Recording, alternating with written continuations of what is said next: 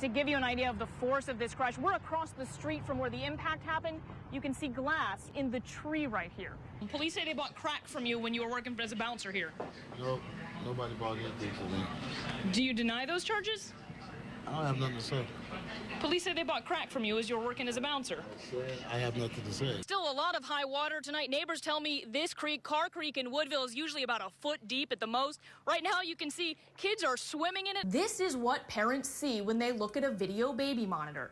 The picture's so clear they can see exactly what's going on in their child's room. Whoever stole this trike rode it right down this alley because this is where they found a flag that used to fly from the back of the bike, snapped off. Now there's been no sign of the trike itself, but the signs are up and the search is on. Chocolate retailers have to adapt to the rising costs. Some are raising the price of their chocolates.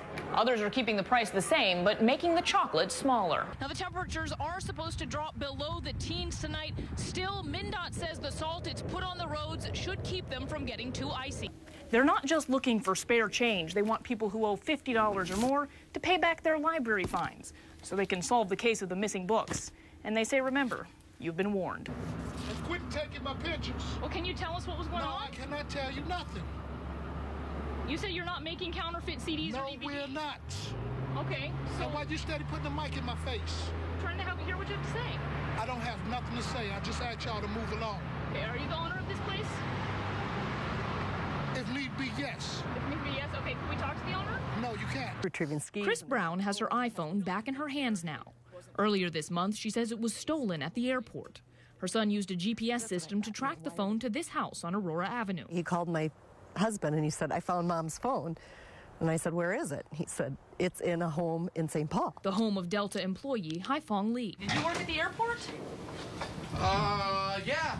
You do? No, did you steal that iPhone from a passenger? I did not. But police cited Lee with misdemeanor theft. They tracked his airport badge and found he was working in the airport on the same night and in the same area the phone was stolen. I don't really know how the employee picked it up. It's not the first time airport police have questioned Haifong Lee. They say he was a suspect in a 2008 luggage theft case. He was never arrested. When they searched his house for the iPhone, police say they found about 20 pieces of luggage. We asked Lee about it. Where did you get all that luggage? Not... Wait a minute. You come over here, you're talking like that?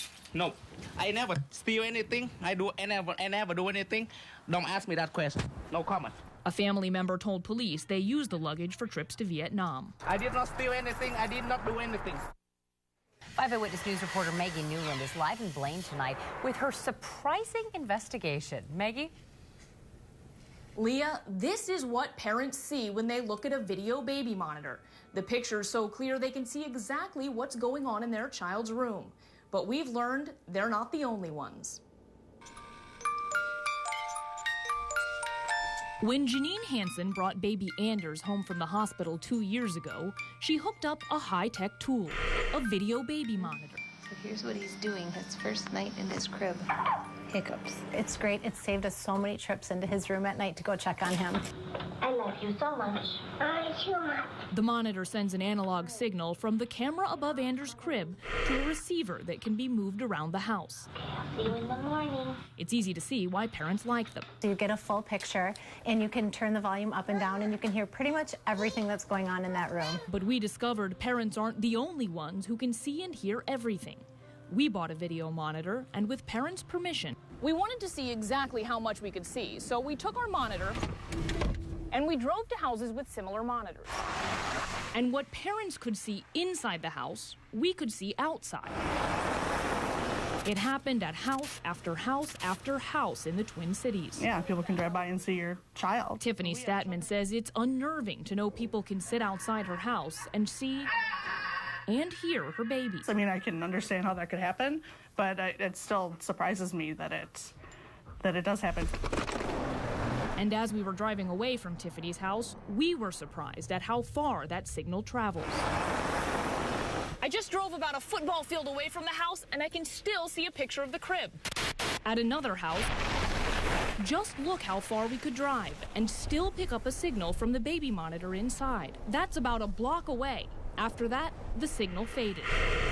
From here, I can see that there's a baby sleeping in that red house across the street and up the hill.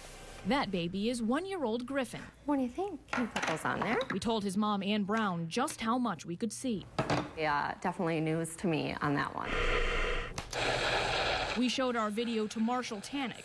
He's a lawyer who specializes in privacy issues. He told us using a monitor in this way could be trespassing. Rather than going on someone's lawn or into their house, you're using electronic means to get into their house. So it's kind of like a trespass break-in. Tannick thinks the monitors could become a tool for potential intruders, kidnappers, or parents who don't have custody of their children. In domestic relations, this kind of device and the abuse of this kind of device is particularly ominous. There is no warning, no heads up to parents on the analog monitor we bought about this unintended feature.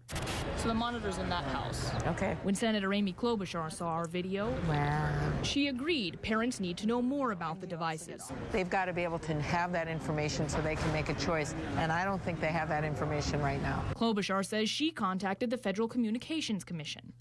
There are digital monitors that promise privacy. We tested them, too. The baby monitor inside this house has a digital signal, which is supposed to keep it secure. We tried it out, and sure enough, we can't see a thing.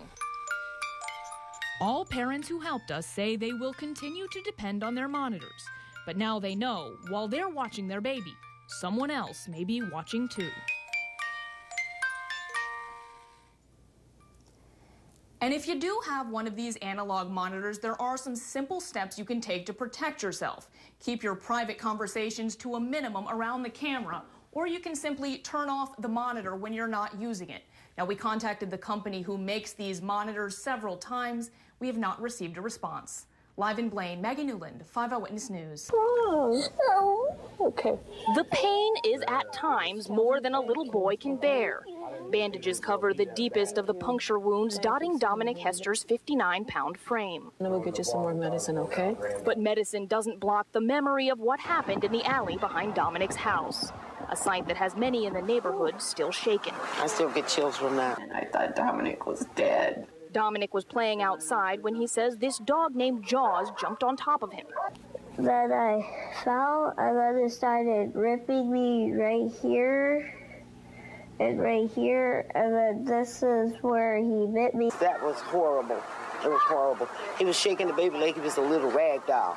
I thought I was gonna die right there. Until Brandon Bassett stepped in while his mother beat the dog. Her shoe and a stick and everything. Neighbors say Bassett managed to wrestle Dominic from his jaws. I don't know what could have happened if he wasn't there. Dominic's parents fear they know exactly what would have happened. They're heroes because they saved him. Dominic would be dead. Thank you for saving Dominic. Thank you. And Dominic promises to thank his neighbors himself as soon as the pain goes away. And you can see just how supportive this neighborhood is. Dominic's friends have put up this sign for him. Meanwhile, I just spoke with animal control. They said that dog has been euthanized. William Melkert Dinkle ignored my questions as he walked out of court, but his gestures said a lot. How do you think your conversations played in these people's decision to commit suicide? A judge will now decide whether or not he's guilty of aiding suicide in the deaths of Canadian college student Nadia Kajuji and 32-year-old Mark Drybrough of England. Before they died, Melkert Dinkle posed as a female nurse, chatted with them online about suicide, and asked them to hang themselves in front of a webcam so he could watch. We're not suggesting that he didn't do this. We're not suggesting that he didn't have email conversations, that he didn't have chats. What we're saying is that none of that rises to the level of a crime because he, in fact, had no impact on the decision they made. Prosecutors say Drybrough hanged himself. Kajuji jumped off a bridge. Neither used a webcam. We talked to Nadia Kajuji's brother in Canada. She unfortunately did take her life, and hours before there was conversations with Melkert Dinkle, and he was allegedly encouraging. You know the phrase, the straw that broke the camel's back? In court, prosecutors said what Mr. Melkert Dinkle did was not just reprehensible, it was illegal. They said he stalked depressed, vulnerable individuals for the thrill of the chase. His attorney called Melkert Dinkle's conversations abhorrent, creepy, and sick. They just don't rise to the level of advising anyone or encouraging anyone or assisting anyone in a suicide. If he's guilty, he's guilty. If he's not, he's not. I'm still trying to do my suicide prevention work. Mark Kajuji says that's the best way to honor his sister. In Faribault, Maggie Newland, 5 Eyewitness News.